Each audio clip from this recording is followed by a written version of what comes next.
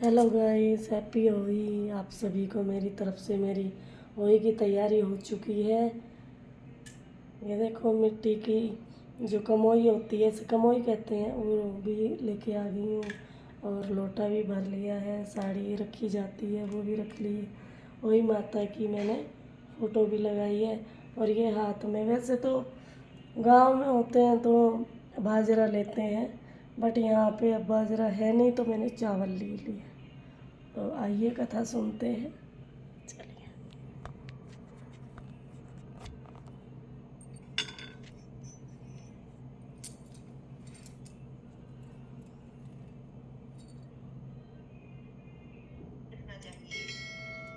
यह व्रत निसंतान दंपतियों के लिए बहुत महत्वपूर्ण है।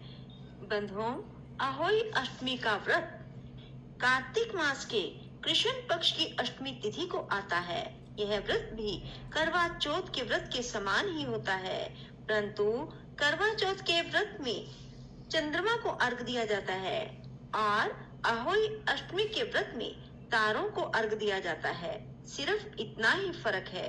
बंधुओं, अहोई अष्टमी का शुभ आरंभ 4 नवंबर शनिवार को रात 12 बजे से होगा। वहीं इसका समापन 5 नवंबर दिन रविवार को रात 3:19 पर होगा।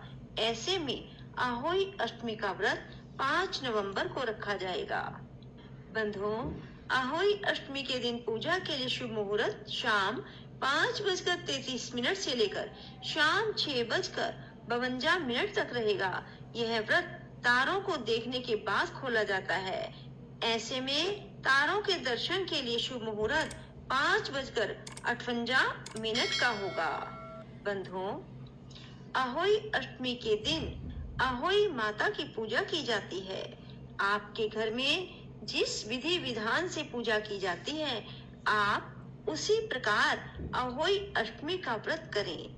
बंधुओं, अहोई अष्टमी के व्रत से संतान का स्वास्थ्य हमेशा बेहतर बना रहता है। संतान को कभी किसी भी प्रकार का कष्ट नहीं झेलना पड़ता। संतान पर आने वाला हर संकट दूर हो जाता है। साथ ही संतान की कामना रखने वाली महिलाओं को संतान की प्राप्ति होती है। बोलो अहोई माता की जय हो। एक साहूकार था जिसके 7 बेटे 7 बहू थी और एक बेटी थी। सब मिलकर मिट्टी लेने गए। मिट्टी खोदते समय ननद के हाथ से स्याऊ का बच्चा मर गया। स्याऊ माता बोली, मैं तो तेरी कोख बांधूंगी। तो ननद ने अपनी सारी भाभियों से कहा कि तुम अपनी कोख बंधवा लो। लेकिन ननद के बदले में अपनी कोख बंधवाने के लिए 6 भाभियों ने मना कर दिया। पर उसकी छोटी भाभी ने सोचा कि नहीं बंधवाएंगे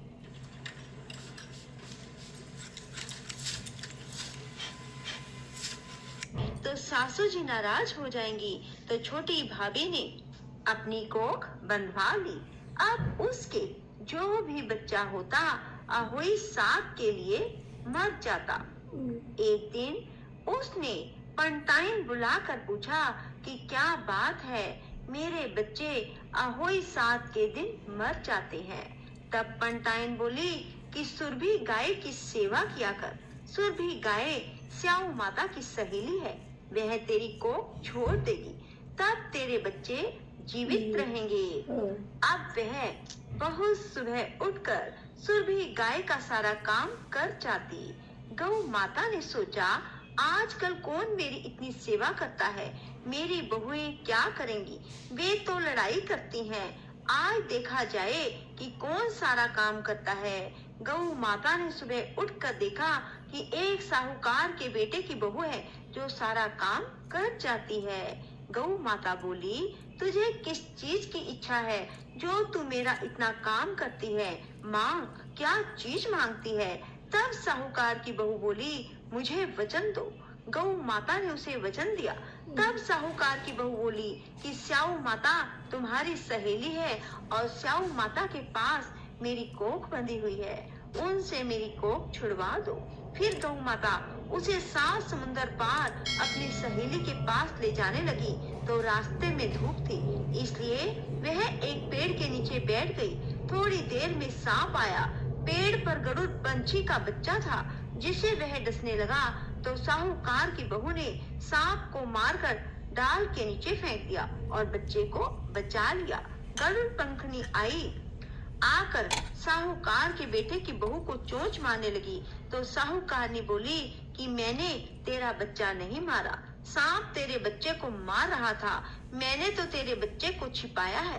तब गरुड़ पंखनी बोली, माँ क्या मांगती है? वह बोली कि 7 समुंदर पार स्याऊ माता रहती है, हमें तो तुम उनके पास पहुंचा दो। गरुड़ पंखनी ने अपनी पीठ पर बिठाकर उन दोनों को स्याऊ माता के पास पहुंचा दिया। स्याऊ माता बोली, आ बहन, बहुत दिनों बाद आई हो। स्याऊ माता बोली, मेरे सिर में बहुत जूं हो गई है। तो गौ माता बोली, मेरे साथ जो है इससे जूं निकलवा लो। तो साहूकार की बहू ने उसकी सारी जूं निकाल दी। स्याऊ माता बोली, तूने मेरी बहुत भलाई की है, तेरे 7 बेटे 7 बहू हो। बहू बोली कि मेरे तो एक भी बेटा नहीं है, 7 बेटे कहाँ से होंगे? स्याऊ माता बोली, क्यों नहीं होंगे? तब वह बोली, मुझे वचन दो। तो स्याऊ माता बोली, वचन ये वचन, वचन अकूतो धोबी कुंड पर कंकरी हो। तब साहूकार की बहू बोली, मेरी कोख तो तुम्हारे पास बंधी है। तब स्याऊ माता ने कहा, तूने तो मुझे ठगा है, मैं तेरी कोख खोलती तो नहीं, लेकिन अब खोलनी पड़ेगी। जा, तेरे घर में तुझे 7 बेटे बहू मिलेंगे, तू 7 उजमन करियो, 7 अहोई माता, 7 मांडिया, 7 कढ़ाई कराइयो। वह घर गई, देखा कि वहाँ 7 बेटे बहू बैठे हैं, बहुत धन हो रहा है।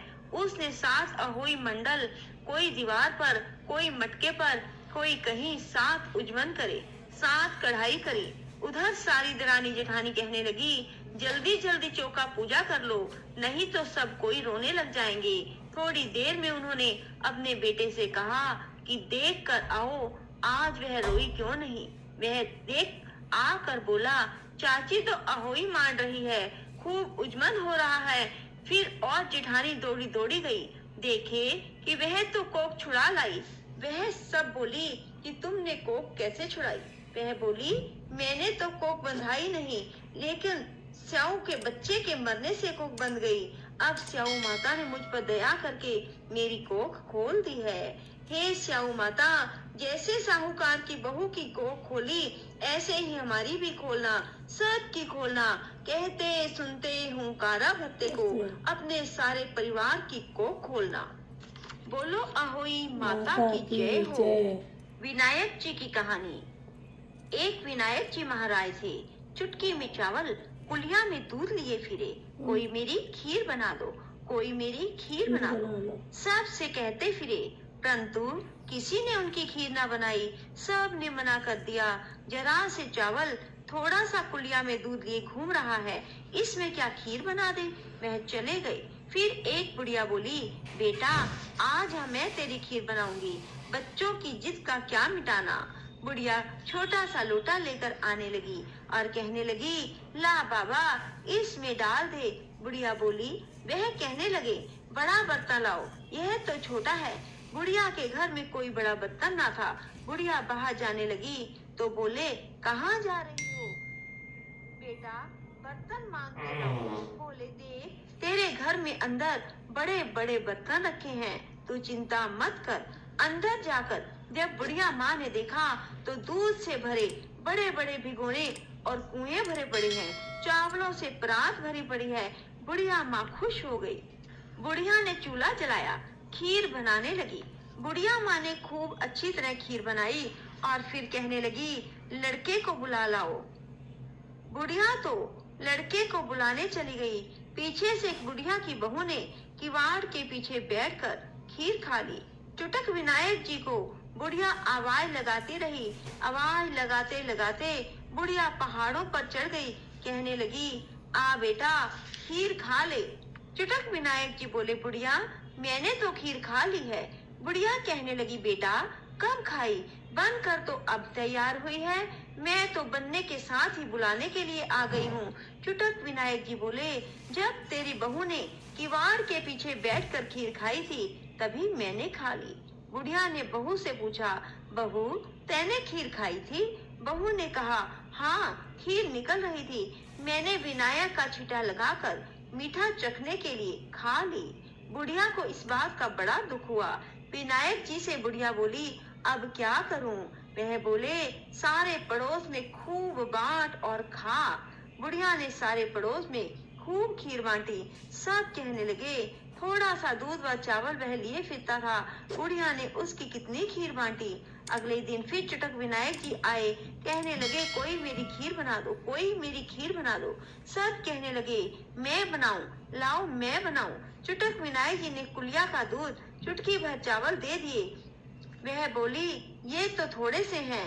अब वह तो हर्ष में बना रही थी, बुढ़िया ने तो प्रेम से बनाई थी। जब उन्होंने खीर बनाई, वह जल गई, खराब हो गई। इसलिए अभिमान किसी को नहीं करना चाहिए। बुढ़िया का तो घर महल बन गया, खूब धन हो गया, उनके घर में कमी आ गई। जैसे विनायक बाबा ने उस बुढ़िया का भला किया, वैसा ही सबका करियो। जय चुटक विनायक जी महाराज की जय हो। बोलो गणेश महाराज की जय हो। बंधुओं, आहोई अष्टमी की कथा सुनने के बाद अवश्य सुननी चाहिए, तभी आहोई अष्टमी की कथा श्रवण का पूर्ण फल प्राप्त होता है। राधे राधे, जय श्री कृष्णा। बंधुओं, यदि आपको हमारी वीडियो पसंद आए